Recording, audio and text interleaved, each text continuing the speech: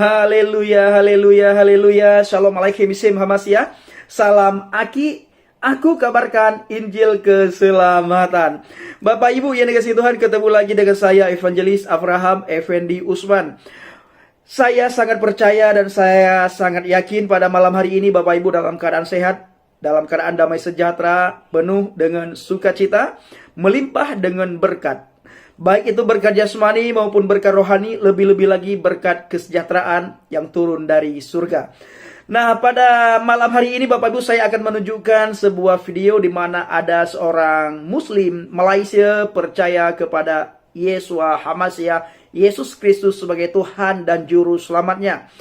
Setelah beliau percaya kepada Yesus, Bapak Ibu, beliau merasakan bagaimana cinta kasihnya Yesus kepada beliau.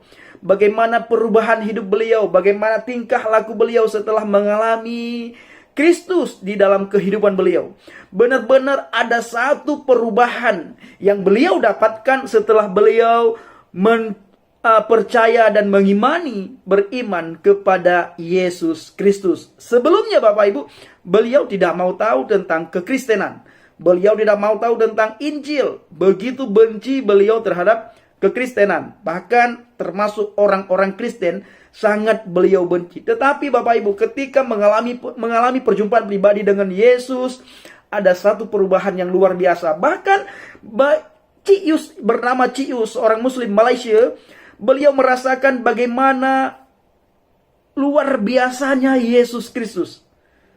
Wow, benar-benar beliau merasakan bahwa selama ini ternyata aku ini ditipu dan dibohongi oleh orang-orang yang ceramah tentang menjelek-jelekkan kekristenan dan Yesus Kristus. Tetapi setelah beliau masuk ke dalam kekristenan Bapak Ibu, beliau merasakan bagaimana Yesus memberikan jaminan keselamatan dan bagaimana Yesus mengajarkan tentang cinta kasih kepada semua orang.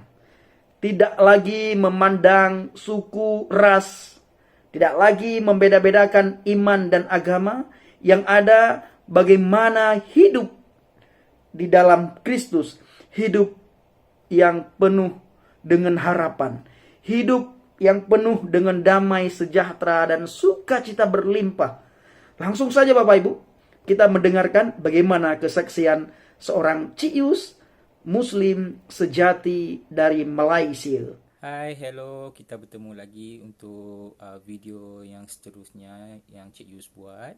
Terlebih dahulu, shalom kepada rakan-rakan dan assalamualaikum kepada yang Islam.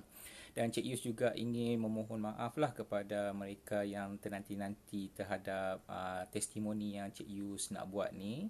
Maaflah sebab agak busy beberapa hari yang lepas. So, jadi Cik Yus tak dapat nak buat video.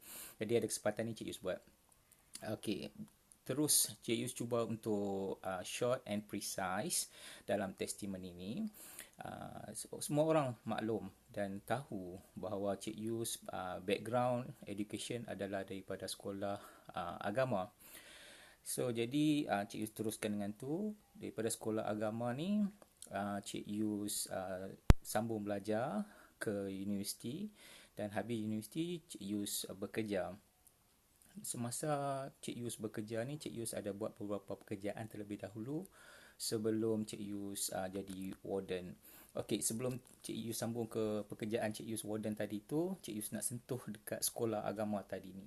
Okey, semasa berada di sekolah agama sebenarnya di hati Cik Yus dah ada rasa was-was terhadap ajaran Islam ni, iaitu terhadap Allah, terhadap ayat-ayat Al-Quran, yang mana agak beberapa perkara tu memberi was-was kepada Cik Yus untuk memang macam tak boleh terima benda tu.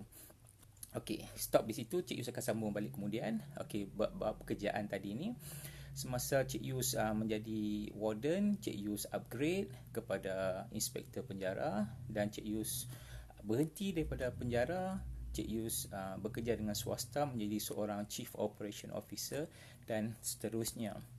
Okey, semasa di Cik Yus berada di KL, Cik Yus sambung pengajian. Cik Yus buat PJJ dalam Executive Master. So ini short and precise Cik Yus punya background daripada segi kerja dan education. Okey, semasa Cik Yus tengah develop kerja, education. Pada masa ni lah Cik Yus ada masalah dengan Kak Comel, di mana kami boleh dikatakan selalu agak bertengkar, berkelahi macam tu lah. Dan Cik Yus sebenarnya tak tahu apa masalah Kak Comel. Sebab dia tak cerita apa masalah dia. Yang jadi masalah, contoh kalau macam Cik Yus pergi ke dapur, dia masuk ke bilik. Bila Cik Yus masuk ke bilik, dia pergi ke hall. Macam tu. Jadi benda ni memang amat buat bagi Cik Yus tak senang hati lah. Satu malam tu, Cik Yus bawa Kak Comel masuk dalam bilik, Cik Yus kunci, Cik Yus tanya kat dia, apa masalah? Cuba cerita. Detail sikit. Bagi tahu dan kita settle benda ni at once. Tapi dia diam. Dia tak mau cerita. Dia senyap lah.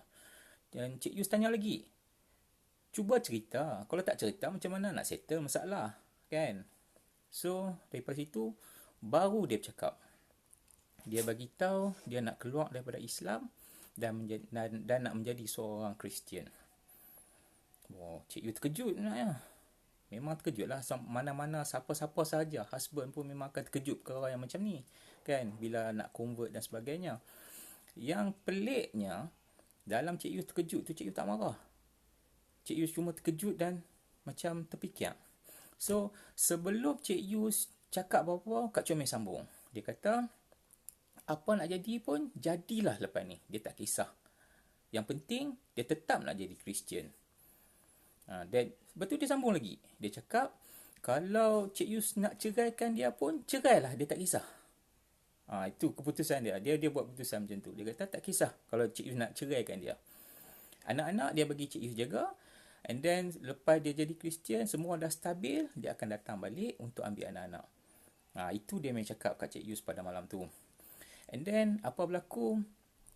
Bila ini adalah masalah, jadi memang Cik Yus perlu fikirkan lah apa yang jalan terbaik.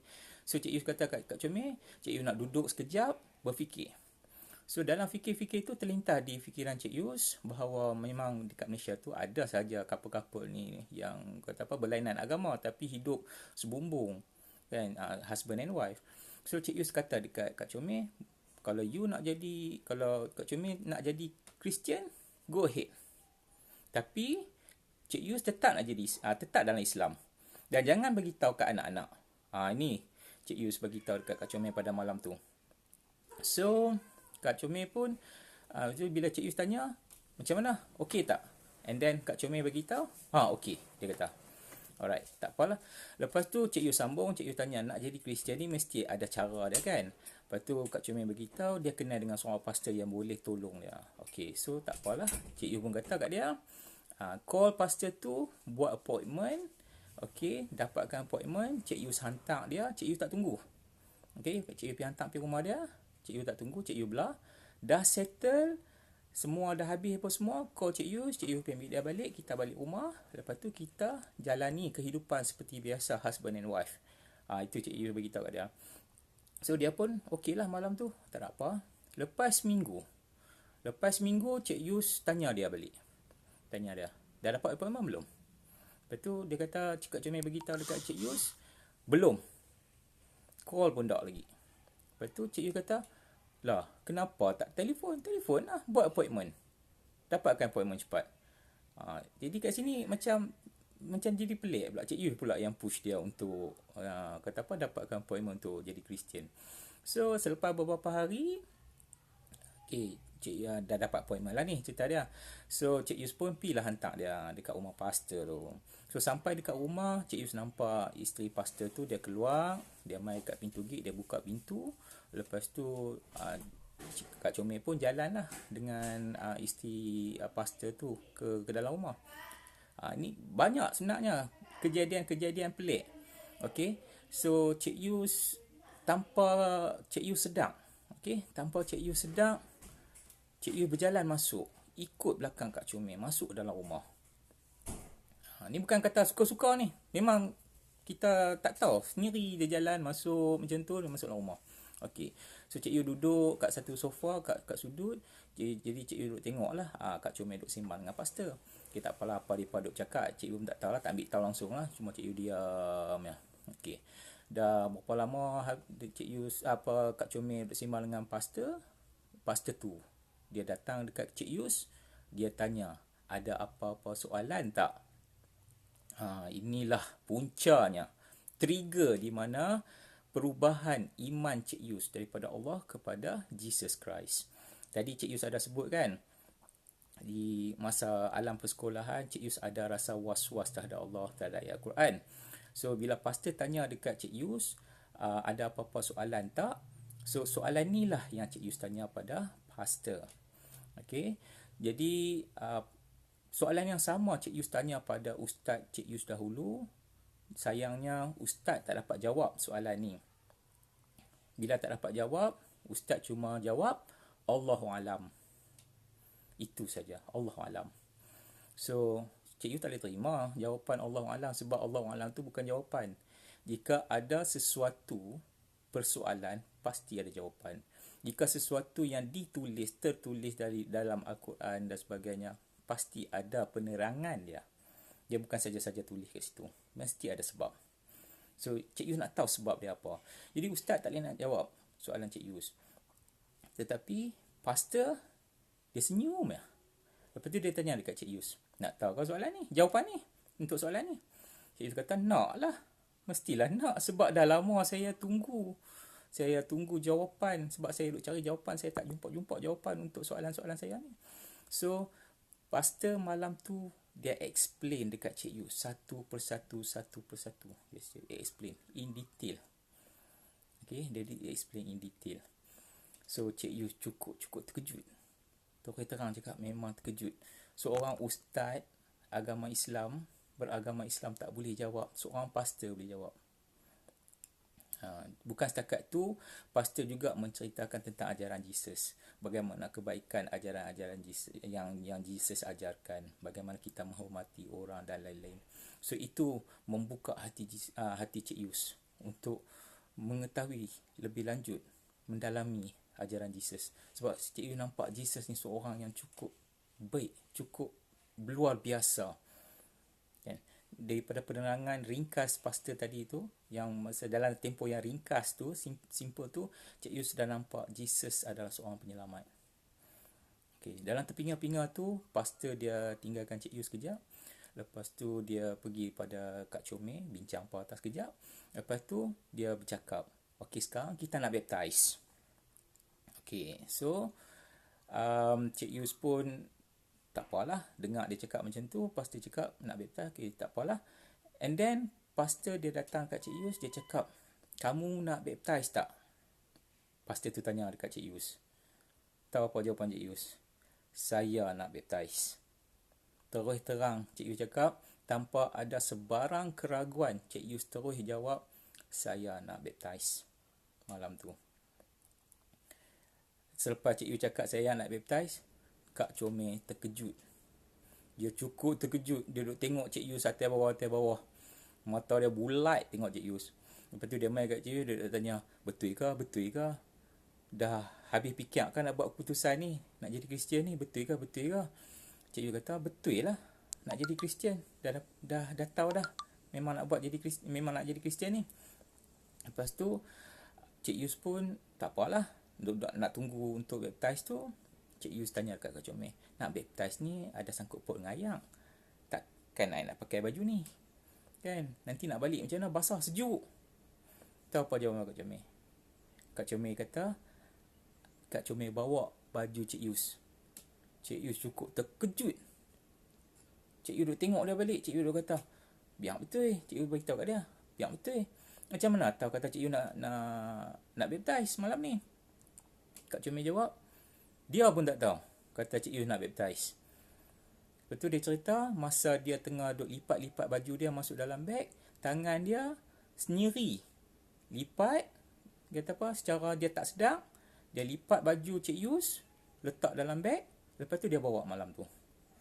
Dan apabila Cik Yus jawab, kata Cik Yus nak baptize malam tu, barulah dia sedar, oh dia bawa baju Cik Yus. Ni terus terang cakap, keajaiban Tuhan. Okay? Tanpa kita sedar, tanpa kita rancang, Tuhan dia nak ambil kita, dia akan ambil dalam apa jua cara sekalipun, dia akan ambil kita. Okay? Tanpa kita tahu. tujuan dan cara untuk Tuhan tu sendiri. So, ini menunjukkan keajaiban Tuhan. Jadi malam tu Cik Yus orang pertama baptize dan diikuti Kak Comel. Yang kami baptize pada 13 hari bulan 6 2015. Dan untuk lebih lanjut, kami untuk pengetahuan lah, kami baptize seminggu sebelum orang Islam berpuasa. Tentu nak dekat bulan puasa lah. Kami baptize. Alright. Cik Yus rasa takat ni kot Cik Yus stop dan berkongsi, tapi sebab banyak yang Cik Yus nak berkongsi, tapi tak maulah banyak panjang-panjang sangat video ni. Cik Yus akan berkongsi berhubung dengan soalan-soalan yang Cik Yus tanya kat ustaz dengan pastor. Semua pasti nak tahu apa jawab soalan dia, apa jawapan dia kan. Cik Yus akan share benda ni. Don't worry, kita share sama-sama, yang mana baik kita ambil. Dan Cik Yus juga akan share, alright, yang mana miracle yang Cik Yus sendiri alami. Bagaimana Cik Yus mendoakan dengan nama Jesus, benda yang tak logik jadi logik. Bukan kata main-main. Ni kita terus terang kita cakap. Kan? Kawan Cik Yus pun ada, tapi dia tak tahulah Cik Yus Kristian.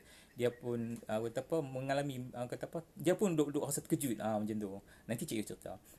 Cuma sikit lah Cik Yus nak bagi hint. Bukan bagi hint lah, nak cerita sikit dia buat keajaiban Tuhan ni. Sehari selepas kami baptize, esok harinya Cik Yus rasa pelik. Cik Yus rasa badan cukup ringan sangat. Serupa macam tak ada beban apa ni. Macam melayang-layang kat udara. Jalan serupa macam tak pijak tanah. Cik Yus rasa pelik sepok ni. Lepas tu Cik Yus pun pergi kat Kak Comel. Cik Yus tanyalah, ada apa-apa rasa pelik-pelik tak? Lepas tu dia kata, dia rasa ringan. Badan ni serupa terapung kat atas angin. Lepas tu Cik Yus kata lah, Cik Yus pun rasa benda yang sama juga. Kami dua-dua alami, rasai sendiri keajaiban Tuhan. Sehari selepas kami baptize malam tu. Balik tu kira memang tidur terus. Besok tu bangun pagi pun rasa benda ni. Tu dia. Bukan nak kata nak mohong. Inilah kebenaran yang Cik Yus alami. Okey, cukup takat ni dulu Cik Yus rasa. Dan kita akan berjumpa lagi dalam video-video yang lain. Dan untuk itu, stay safe, jaga diri baik-baik, duduk di rumah. Dan God bless you all. In Jesus' name.